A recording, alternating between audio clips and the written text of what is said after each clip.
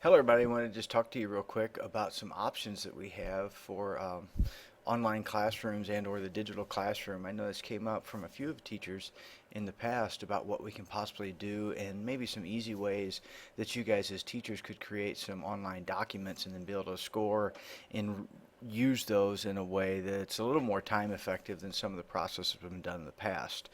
So in thinking through this, I came up with what I think might be a good solution, and that's the use of a Google form as an assignment. Sometimes when we use Schoology and we have kids download something and then they type on it and then submit it back to us, or we maybe have a site where we send something and the kids download that and work on it. Sometimes they change the original version, or there's some issues with them getting it back to us. The thing that's nice about a Google form, though, is once you create it, that form will then send the student responses to a specific place that's a single place that you can use to then grade the assignments, and you can set it up. I'll probably show you guys in a later video how Google Forms can actually grade many of your assignments for you. So the first thing we'd want to do is we'd go to our Google page. I've got it saved on my desktop as a shortcut. So I click onto Google, and then I'm going to go to my district Google account, so it'll look the same for you as it does for me. So you'll see here the address shows this is a district Google account that I utilize. And to get to the Google Drive, you have to click the little Rubik's Cube looking thing here where it says Google Apps. So if I click that once, you'll see I get an option of all of these different ones to open up. And in this case, I want to go to Google Drive. And this is where all of your stuff gets housed. So think of this as a storage place. And it also allows us to initiate creating documents from there. So this is where all of my documents that I've created for the district account are housed.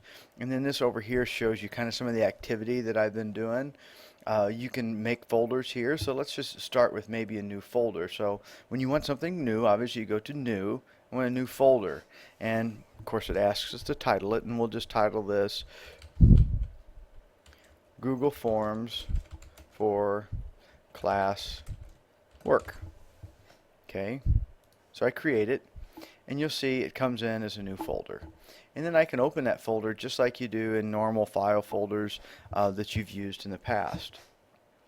Now I want to create a form, and you'll see it doesn't come up here, but then there's this More button, and that's where sometimes Google Forms is located. So if I click that, I'm going to get now the interface to create my new Google form. And I'll walk you through exactly how to use most of the steps of this, but it is very, very intuitive, and you'll see it won't take very long at all. So we want to give our form a title. And in this case, I'm going to call it Getting to Learn Basic Biology, let's say. Okay, and you can capitalize, you can change text type, you can do all sorts of different things with that. And so now that's the new title for my form. You'll see the first thing that comes up here is a basic format of a question. But let's say I don't want that to be a question. Maybe I want to put a section of text or something there so that my students have an idea of what's going on. So in this case, I would want to look at my layout, and I would probably want to put a section header in there. That allows me then to add in a set of text. So I'm just going to scroll that up to the top, and I'm going to delete this part, and I'm going to just use my description. Please complete the assignment.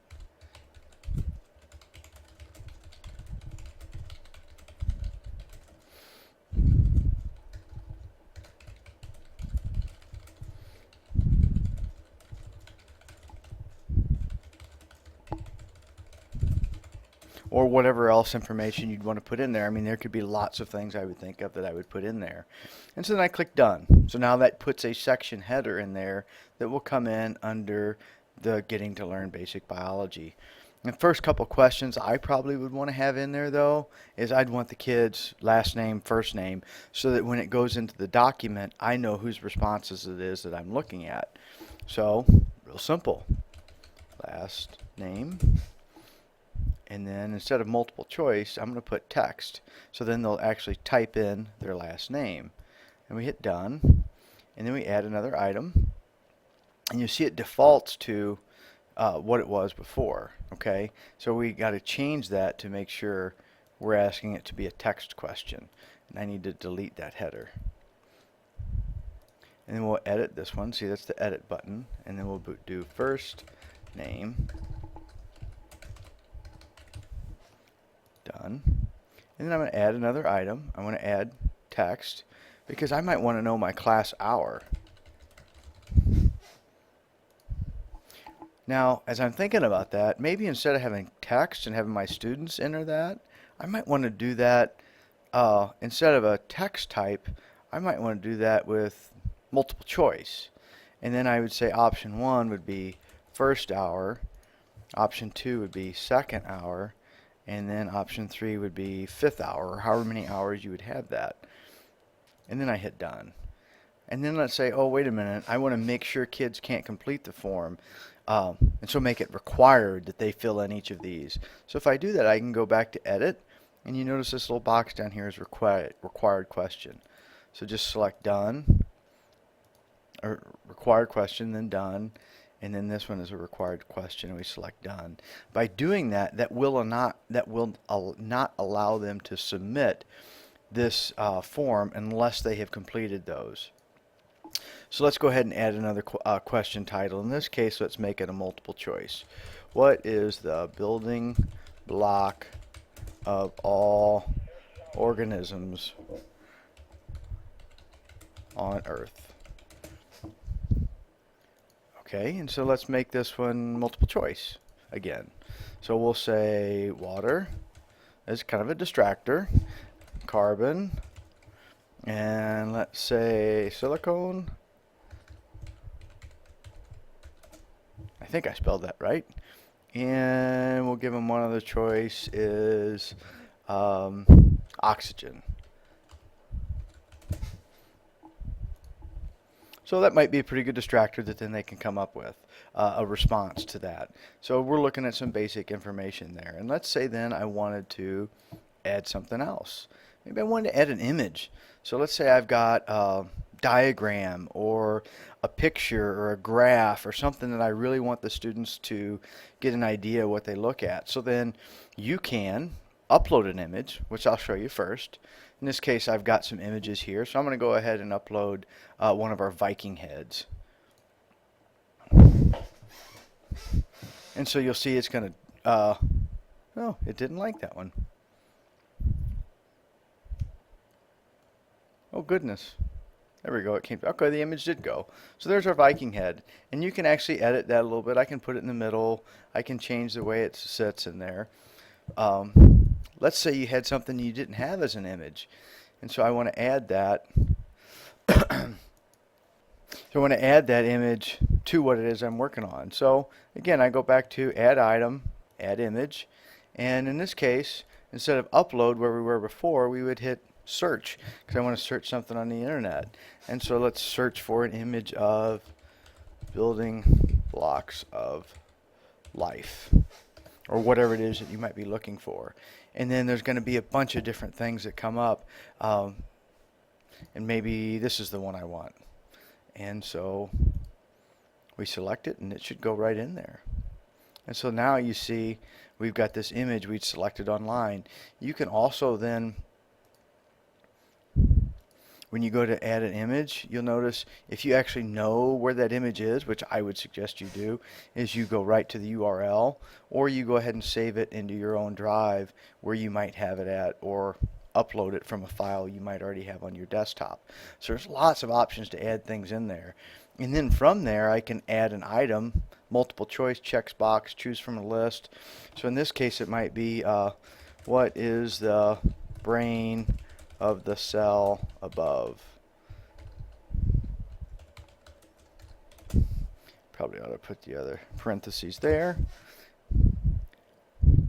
And then I would add my options here. I would say, you know, let's go by viral plus RNA, negative RNA, or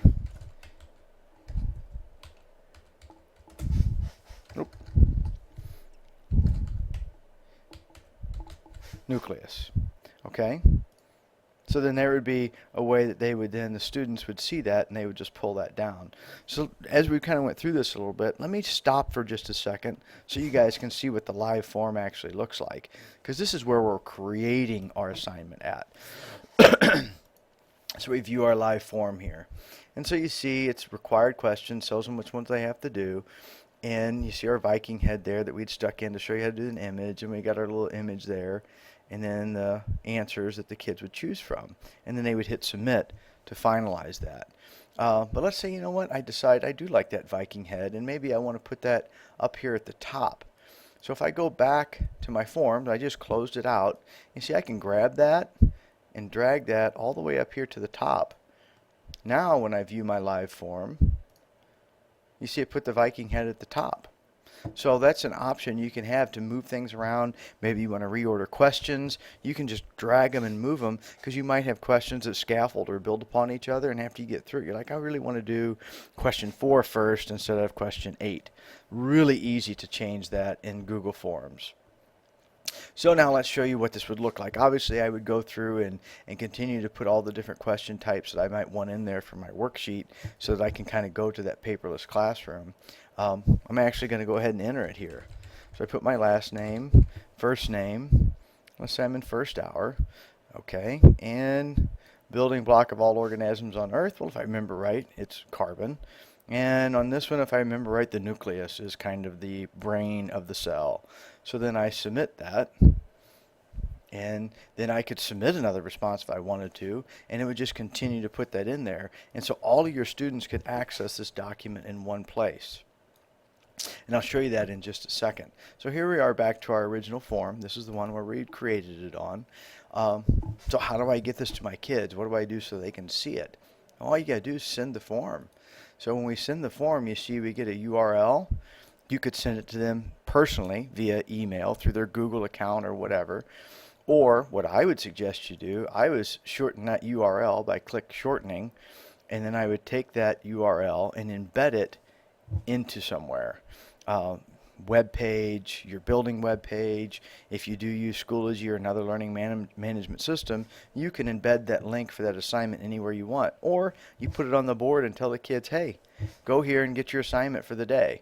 And one thing you want to do, though, is when I hit add collaborators, you notice here it allows you to make sure that you have the settings correct. And you'll see here right now it's private, but I need to change that so that anyone with a link can actually have access to it, so there's no sign-in required.